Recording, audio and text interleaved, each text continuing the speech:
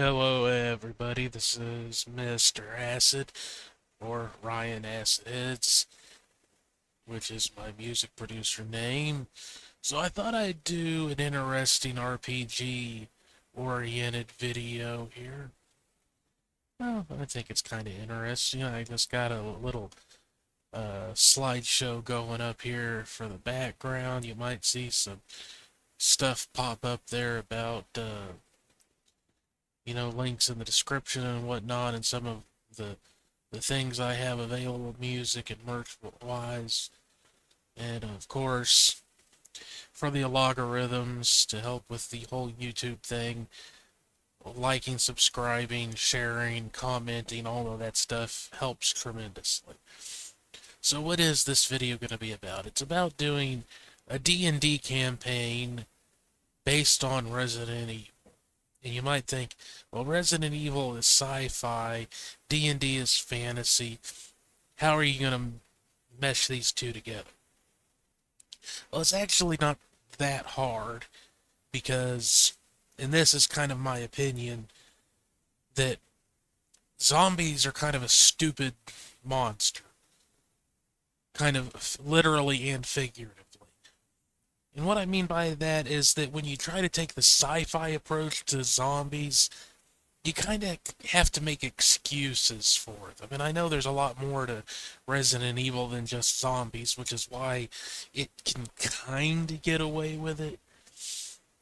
But, there's no explanation. How does the T virus make people into zombies? What causes them to continue being able to have motion after death? Why do they feel any impulses to do anything? You know, you have to, you have to make excuses for them. Unlike any other monster, really. It's like you could say that Jason Voorhees from Friday the 13th is a zombie. Well, yes, in a way, but he's technically would be something more akin to a revenant or similar types of undead entities, which are vengeful undead entities. And there's never any real explanation given for why he exists. He just does. So it's not unsimilar to a haunted house movie. You don't need to try to explain the mechanics of a ghost for a ghost movie to work. It just is there. But zombies, when you try to explain them, I think, I don't really like gory, gross movies, so I've never been a fan of Night of the Living Dead. But I think as far as zombie movies go, it was the first one and it was the best one because it didn't try to explain a single goddamn thing. It was just a horrible event that was taking place. And all that is to say, get to the actual main point that I'm wanting to get to here, is that I think zombies are better in a fantasy setting anyway, when you can explain them with magic. So that is kind of where we're going to go with that. We're going to kind of step away from the sci-fi elements of Resident Evil. Not entirely, but for the most part you can say instead of it being the T virus or the G virus or the Plagas or the megamycete, the mold, all of these things that are part of Resident Evil, you can attach fantasy logic to them. The mold is an out of control necromantic experiment. The same can be said for what in the games is the viruses. So you explain it through the magic of necromancy and transmutation, transmogrification, if you will. And exactly how you want to do that, this is more of a taster, kind of a, how do you get to the point that this works sort of thing, rather than I'm going to try to give you an entire campaign or something. Although I do have some ideas for you that you can roll with. But to start with, what do we need? We need the very basic elements of what makes Resident Evil Resident Evil. Bioweapons, mutations, and then these rival factions. Some are developing and using these weapons, and others are trying to stop it. So those are kind of the core ideas behind Resident Evil. At least as far as just your storytelling goes, the broad, big picture elements. All of which are very easy to bring into fantasy. Again, you have people who are screwing around with high level magic that most people don't have access to, that are developing these bio magical weapons. In this case, they're using transmutation and necromancy, possibly some conjuration to bring demonic elements in, or, extraplanar elements in, to be part of this, or rather these projects involving transforming people into creatures for the purposes of trying to use them as weapons, but of course, things get out of hand. Now, the second part of this is that I feel that while magic at higher levels can exist in this world, and obviously for it to, the Resident Evil-esque elements to work, it has to. It should be something that is only available to like the upper echelon of society. This is your mega corporations, so to speak, like the Umbrella Corporation. People like that have access to powerful magic.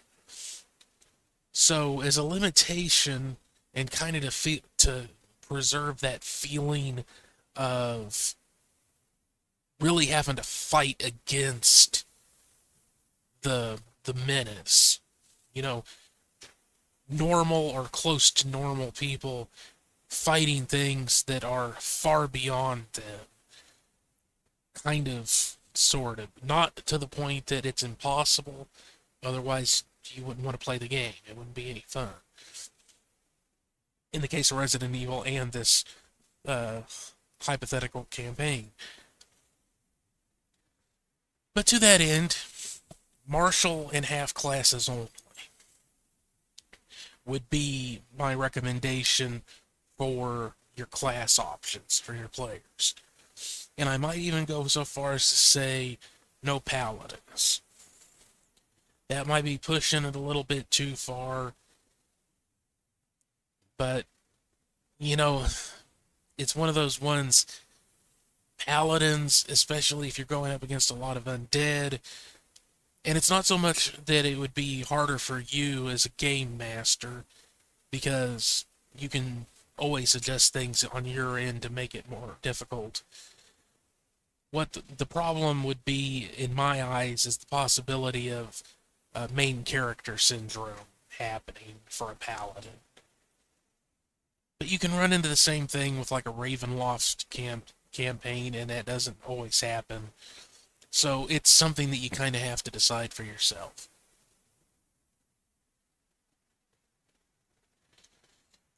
Okay, so as far as an actual campaign, because those are kind of the key elements I think that it would take to do a Resident Evil D&D campaign. A lot of it would be just drawing on the games themselves. I feel like kind of a loose direction for a campaign would be having the players get caught up in an incident like the first game. They're not a commando unit or whatever. They could be just individuals that are all in the same place. Say, a business headquarters of some kind, and they just all happen to be inside this business headquarters when something goes wrong, and suddenly there's crazy shit going down inside. Then, of course, after that, they could be taken as a group to the city guard's fort, a police station, if you will, where, again, while they're being questioned about the events that took place in this other location, the first location where you started the campaign, more crazy shit starts happening. And suddenly they have to survive and escape this fort that is now being overrun by nasty, horrible things. And you can continue that in some ways. I think the Resident Evil games are like a set of trilogies almost, and there's some. I don't really know what the next one's going to be, but it could be a continuation and finale for. Pardon me, throat got a little dry. But yeah, the next game could be like a finale for what's kind of been the Winters family trilogy. I don't know a huge amount about the fifth and sixth games, but I've kind of been under the impression that the first three are kind of about Raccoon City and the mansion initially, and then that all spreads to the city, and then everything that happens there. That's like the first trilogy, and then the fourth game, of course, is the Return of Leon and uh, a completely separate incident with a completely different bioweapon in Spain. And then you have Wesker coming back into it and all the things that they get up to with him. So maybe the middle three games aren't so much a trilogy as just loosely connected events that are separate from each other. But if you look at the first three games as kind of a trilogy, and you can, again, adapt that into a campaign, and, that could be your arc for the campaign. It doesn't have to be a long campaign. In that you start in one location, you have to fight off the mutated zombie magical menaces there. Then it seems like you've survived. You're taken to the city guard's fort for questioning, the players are. And it's not like they're uh, necessarily being threatened or anything. It's just they're being questioned, but then things start going wrong there, and they, again, have to get away. You have to escape and maybe figure out what the hell's going on. And then you finally get out, and the entire city has been overrun and is now being subjected to all this craziness. And from there, of course, you can go on and say that maybe, like Leon does after the second game, they get recruited and get sent on a new mission, like the fourth Resident Evil game. So that's kind of a loose direction that you could take a campaign. And I came up with some fun names. Just a name for the world would be Procyon, or Procyon, which is the Latin part of the Latin name for raccoon.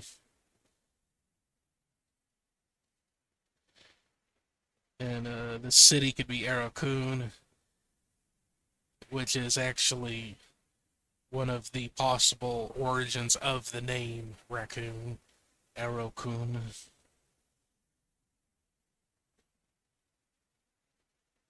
And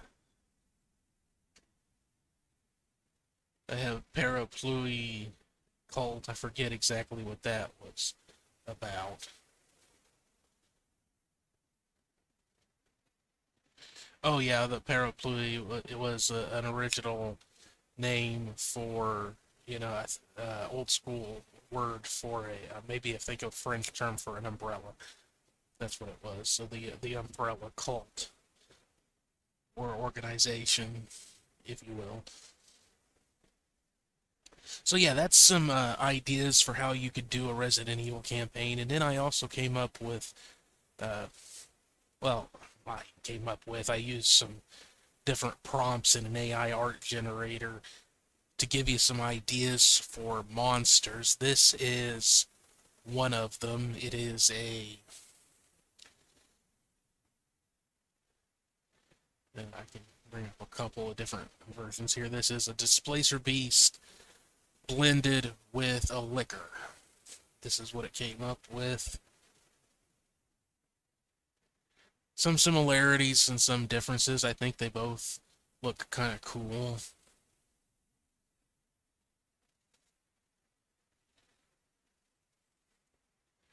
And there's these two, which are mixing an owlbear and the tyrant from Mr. X, which didn't quite work.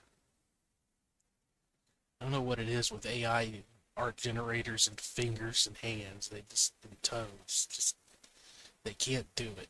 This one actually looks just fine. This one's all over the place for the most part. That one actually looks kind of cool. So there's your owlbear tyrant, and then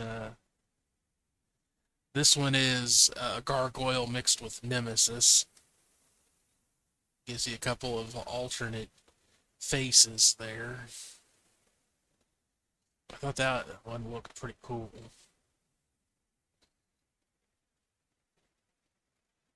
But these are just some ideas, some ways that you can use AI art generators, which I am all for.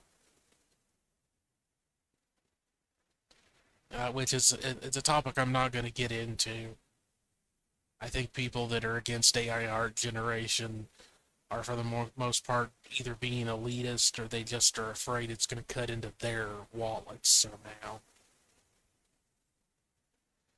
This one I have three different ones for because it kept giving me really weird looking things that some of them didn't get weren't anywhere near what I was hoping to get. This one isn't bad though. That one I think looks a little bit more interesting. But it was mixing the uh, from the second game, the G virus guy, with a beholder. I thought that the mix of the eyes and things together. These two are okay. This one I thought looked a little bit more interesting. That one looks absolutely horrific, honestly. I mean, this is definitely very Resident Evil y. And you can kind of see where it's bringing the beholder aspect in, and then the arm it's growing out of. I don't know what this is supposed to be, but I think the one that it came out with, because I ended up with three, I like this one the best. Because this is just terrifying looking.